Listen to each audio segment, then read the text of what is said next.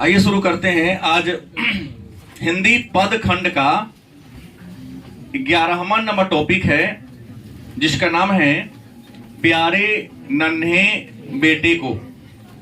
और प्यारे नन्हे बेटे को कविता के लेखक विनोद कुमार शुक्ल हैं।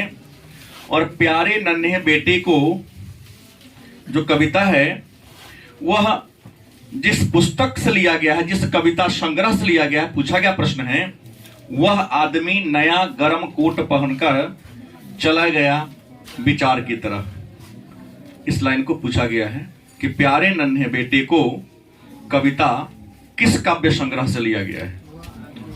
वह आदमी नया गर्म कोट पहनकर चला गया विचार की तरह। और यह कविता 1981 ईस्वी में प्रकाशित हुई थी और इसके लेखक विनोद कुमार शुक्ल हैं। विनोद कुमार शुक्ल हिंदी साहित्य के आधुनिक काल के एक महान कथाकार और कवि थे। हाँ, शुक्ला या शुक्ल सेम है, कोई दिक्कत नहीं है। विनोद कुमार शुक्ल हिंदी साहित्य के आधुनिक काल के एक महान कवि और कथाकार हैं। इनका जन्म 1 जनवरी 1937 ईस्वी को छत्तीसगढ़ के राजनांद गांव, हालांकि 1 जनवरी 1937 छत्तीसगढ़ अस्तित्व में नहीं आया था, मध्य प्रदेश ही कहा जाएगा। लेकिन जन्म के बाद ये रायपुर में आ गए, जो छत्तीसगढ़ की वर्तमान में क्या है, राजधानी है। रायपुर में आकर अस्थायी रूप से रहने लगे। शिक्षा पूरी करने के बाद इन्होंने इंदिरा गांधी कृषि विश्वविद्यालय के एसोसिएट प्रोफेसर के रूप में काम किया।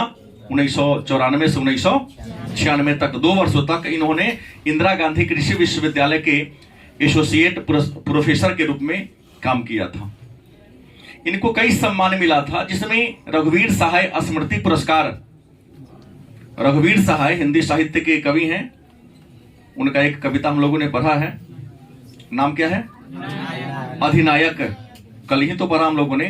तो रघुवीर सहाय स्मृति पुरस्कार 1992 ईस्वी में विनोद कुमार शुक्ल को मिला था। दूसरा, दयावती मोदी कवि शेखर सम्मान। दयावती मोदी कवि शेखर सम्मान 1997 में मिला था।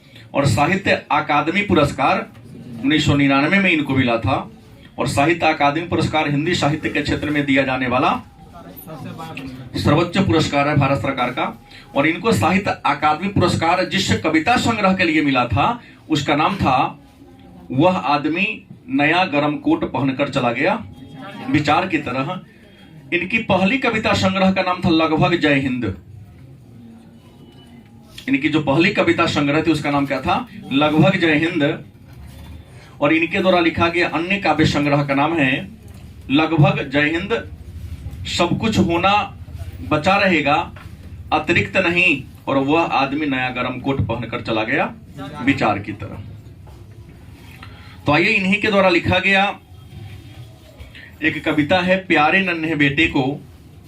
इस कविता में एक पिता अपने पुत्र को कुछ सिखा रहे हैं, जो प्रकृति के द्वारा दी गई वस्तु है, वस्तु से क्या करा रहे हैं, अवगत करा रहे हैं कि यह दिखाने का प्रयास करते हैं। किताब दे दीजिएगा थोड़ा सा। दिखाने का प्रयास करते हैं कि कौन चीज कहां कहां है। लिखे हैं, प्यारे नन्हे बेटे को कंधे पर बैठा मैं दादा से बड़ा हो गया, यह सुनना। यह क्या लिखे हैं, प्यारे नन्हे बेटे को कंधे पर बैठा मैं दादा से बड़ा हो गया, यह सुनना। कभी कहना चाहते हैं कि बच्चा छोटा है। कई बार पिता अपने बच्चे को खिलाने के क्रम में, घुमाने के क्रम में कहां बैठा लेते हैं, कंधे पर बैठा लेते हैं। जब छोटा बच्चा कंधा पर बैठता है तो कई बार कहता है कि हम आपसे बड़े हो गए। ऊंचाई उसका बड़ा हो जाता है, सामने वाले के ऊंचाई से वो माप लेता है।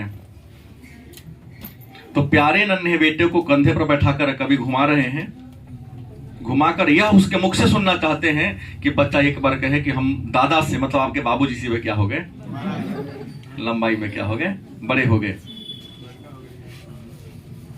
सुनने का उद्देश्य व्यंग नहीं है, एक प्रकार का मनोरंजन है, क्योंकि उससे मुख से यह बात सुनकर अच्छा लगता है।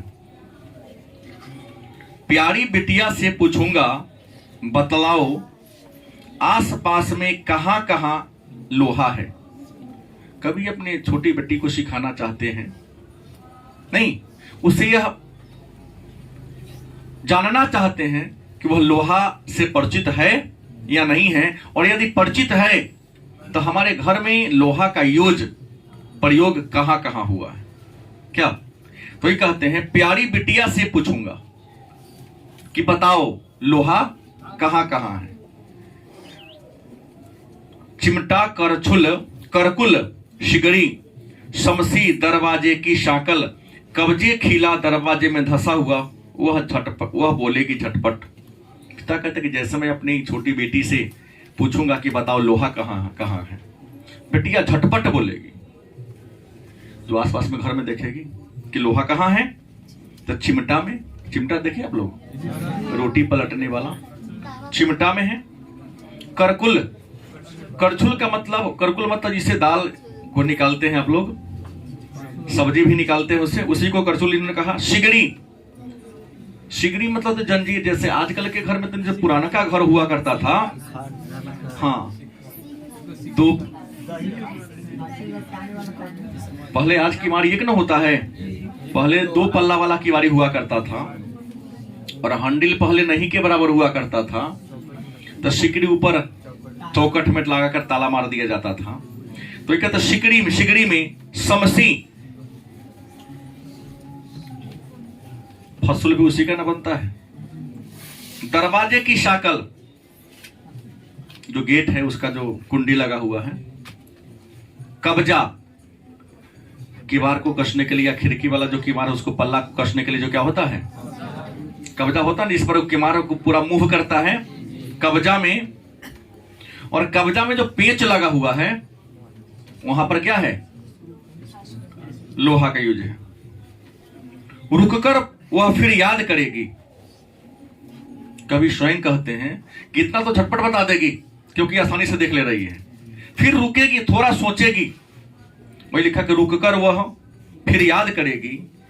एक तार लोहे का लंबा, लकड़ी के 2 खंभों पर तार बंधा हुआ वह बाहर, सूख रहे जिस पर भैया की गीली चड्ढी, फिर एक सेफ्टी पिन पूरी, साइकिल पूरी।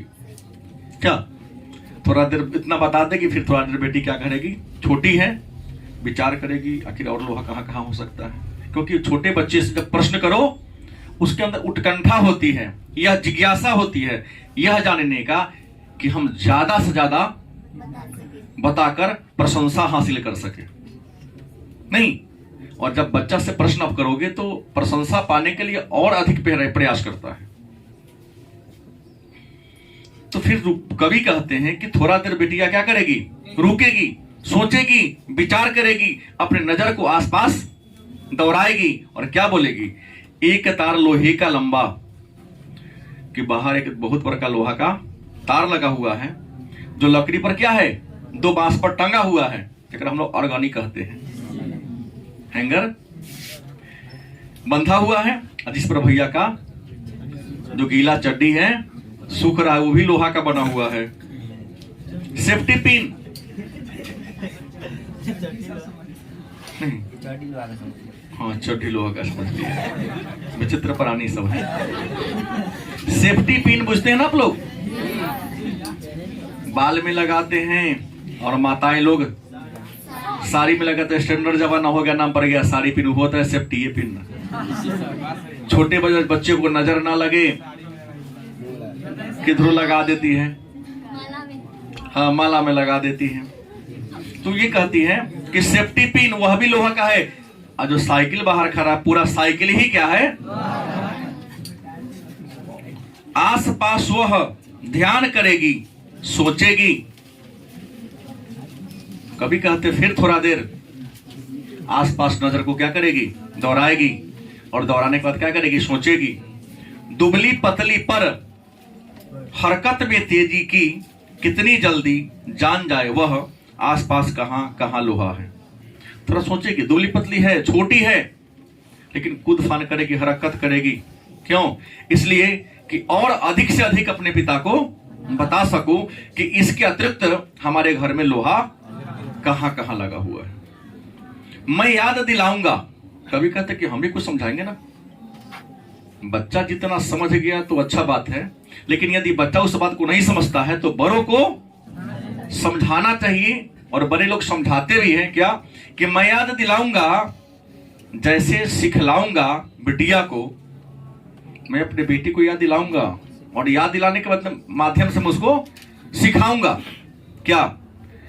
फावरा, कुदाली, टंगिया, बसुला, खुरपी, पास खड़ी बैलगाड़ी के चक्के का पट्टा, बैलों के गले में कांसे की घंटी के अंदर लोहे की गोली। पिता कहते हैं कि हम भी उसको बताएंगे, बेटी गृहस्थ जीवन का प्रतीक है, घरेलू संसार का प्रतीक है नहीं, वह तो केवल घर के अंदर जहां जहां लाओ वही ना बताएगी। अब खेती बाड़ी से क्या मतलब कि खेती बाड़ी में जो औजार प्रयोग होता है वह किस चीज का बना है। तो पिता कहते हैं कि हम उसको सिखाएंगे, दिखाएंगे और बताएंगे कि बाहर जो फावरा लगा, कुदाल दो प्रकार के होते हैं। एक शुद्ध लोहे का होता है जो भारी होता है, जिससे खेत को कोड़ा जाता है, और एक हल्का होता है चदरा का बना, जिससे लोग बालू या मिट्टी काटने वाला मिट्टी काटता है, उसको फावरा कहते हैं। हौला होता है लेकिन मिट्टी बहुत ज्यादा उठाता है, और बड़ा भी होता है थोड़ा सा। तो कहते हैं कि फावरा और कुदाल। कुदाल समझते हैं आप लोग? फावरा भी लोहा का है, कुदाल भी लोहा का। टंगिया, टेंगारी हम लोग कहते हैं, लकड़ी चीरने वाला। बसुला, लकड़ी जो बड़ई होते हैं ना, जो चीर फाड़ करते हैं, वो बसुला। खुरपी, और हाँ घास छीले वाला या कमैनी करने वाला। और पास जो गाड़ी है, बैलगाड़ी, लकड़ी वाला चक्का के ऊपर जो फाल लगा हुआ है, पहले के समय लगता था, वह किसका बना हुआ है? और बैल बंधा हुआ है, बाहर उसके गले में घंटी लगी है, और घंटी के अंदर जो गोली है जो टन टन की आवाज निकालते हुए, वह भी किसका बना हुआ है? पत्नी याद दिलाएगी। पिताजी तो सिखा दिए, माँ का भी कुछ फर्ज बनता है कि अपने बच्चों को ज्ञान दे, सिखाए। पत्नी याद दिलाएगी, जैसे समझाएगी बिटिया को। कहते हैं कि हमारी पत्नी भी, बच्ची बेटी की माँ भी अपनी बेटी को कुछ तो सिखाएगी ना, कि और कहां कहां है। मतलब पूरे परिवार मिलकर अपने बच्चों को सिखाना चाहते हैं। छोटा बच्चा जब पढ़ने वाला होता है तो परिवार के सभी सदस्य मिलकर,